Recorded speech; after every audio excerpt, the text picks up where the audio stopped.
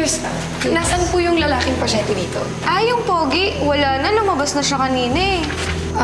Meron bang iniwan na message or kahit ano? Wala eh. Nagmamadali nga siyang umalis kanina eh. Ano ba talaga? Ano ba talaga pangalan nun? Gwapo ba talaga yon? Ronnie pangalan niya. Oo, gwapo siya. Ano?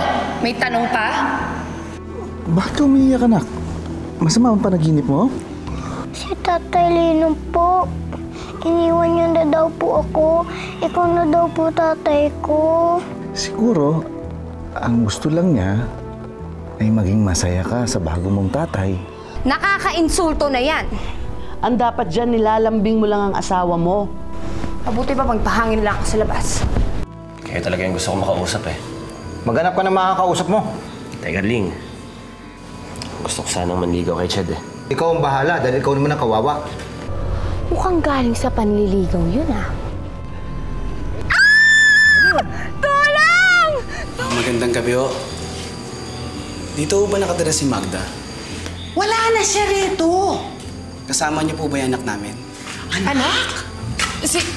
Si Trudis? Trudis? Gertrudis?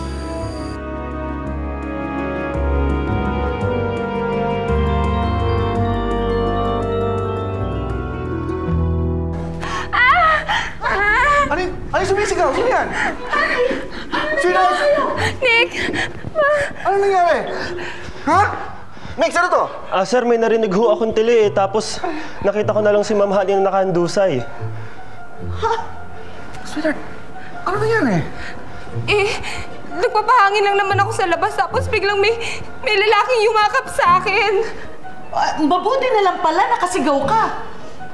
Mabuti na lang nandun ka, Minx. Maraming salamat, ha? Wala hong anuman. Sir, pinaikot ko na rin ho ang lahat ng gwardya. Wala naman ho silang nakitang kay nahinala. Naku, Nick, baka naman tutulog-tulog yung mga gwardiya mo dyan. At kung sino-sino lang nakakapasok sa bakurang ito, we are not safe here. Malamang konektado to sa party ni Trudis bukas. Honey, anak, you're okay? I'm okay. Mabuti pa, pumunta ka kay Ben, yung head security natin. Sabi mo magdagdag ng tao. At ayoko na mangyari ulito. Sige ho, sir. Alis na ho ako kagad. Nick, ang mabuti pa siguro, samahan mo na lang ang anak ko sa kwarto. Nang makapagpahinga na siya, huwag ka mag-alala kay Trudis. Ako ang bahala sa kanya. Ako magbabantay sa kanya ngayong gabi. Salamat, ma. Sige, sige. Sige na, doon na kayo sa kwarto. Dali. Sweetheart, let's go.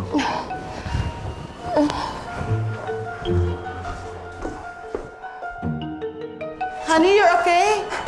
I'm okay.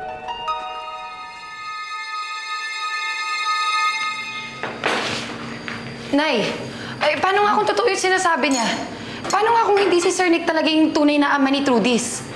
Anak, kahit ano pa man yun, sa palagay ko, dapat malaman ni Nick ang bagay na to. Kamalas-malas ang bata. Kawawa naman. Biruin mo yun. Hindi na nga mayaman yung tatay niya. Kriminal pa. Oy, Carling. Hindi pa naman tayo sigurado kung totoo nga yun. Pero kung totoo yun, kawawa din si Trudis, ano? Ganda na sana ng buhay niya eh. Yun nga eh. Bakit ngayon pa to kailangan mangyari kung kailan ipapakilala na dapat si Trudis bilang tunay na anak ni Sir Nick? Kawawan Trudis. Hindi na maayos-ayos ang buhay. Lagi na lang may problema. Mara sa nanay niya. Basta sana huwag siyang manggulo ngayong alam na niya kung nasa si Trudis. At saka kailangan ko talaga itong sabihin sa kanila. Bukas na bukas din, pupunta ako sa kanila at sasabihin ko sa kanila to. Kaya ba, sasama kami? Oo nga. Kasama kami na inan mo. Han? Tulog ka na ba? Hindi pa.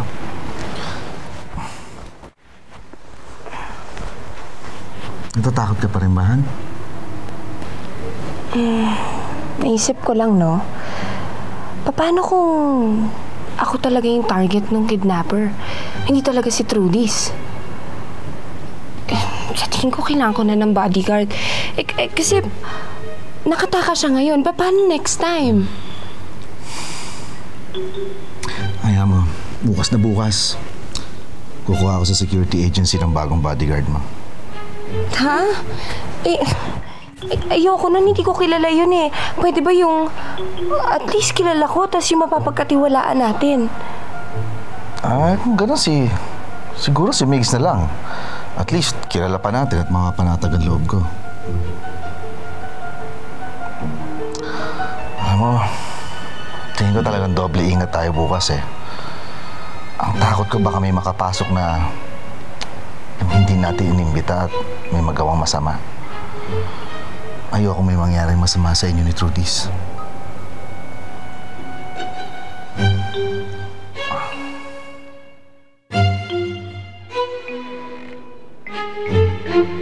Hi! Sino po yung tumili? Wala yun. Huwag mong pansinin yun. Trudis, dapat natutulog ka na ngayon kasi tomorrow is your special day. Hindi na po babalik dito si Papa Nick. Hindi na. Ako na ang magbabantay sa'yo ngayon. Gusto mo bang mag-storytelling tayo? Sige po, fairy tale po. Fairy tale. Sige, makinig kang mabuti, ha? Nung unang panahon, merong isang cute na bata. Parang ikaw, Trudis. Tapos, mahal ng papa niya ang batang yon. Uy, parang ikaw din, Trudis. Pero isang araw, tumating ang aswang at gusto niyang kainin ang batang maliit.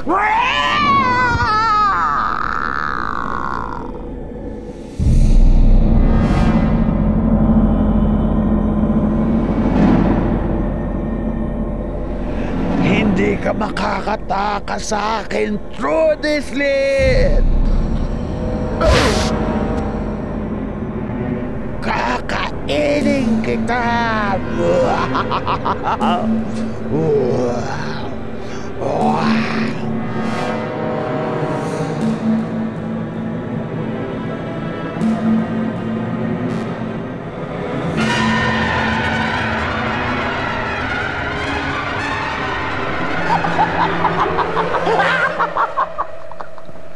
Tama na po. Tama na po. Ayaw mo na? Huwag na po, matutulong na lang po ako. Oh. Sige. Ikaw ang bahala. Pero alam mo, ang ganda-ganda pa naman ang ending ng story. Alam mo ba yung ending? Nakain ng aswang si Trudis Liit! At tapos, nakita ni Trudis ang papa niya sa loob ng tiyan ng aswang! At nagkasama na silang dalawa forever and ever. The end. O sige na, matulog ka na. Naantok ka na eh, ha? Okay, good night. Sleep tight. Wow! Bye! Papa Jesus, ayoko po makain po ko ng aswang. Bantayan niyo po kami. Natatakot po ako. Pati po si Papa Nick, kami pong lahat.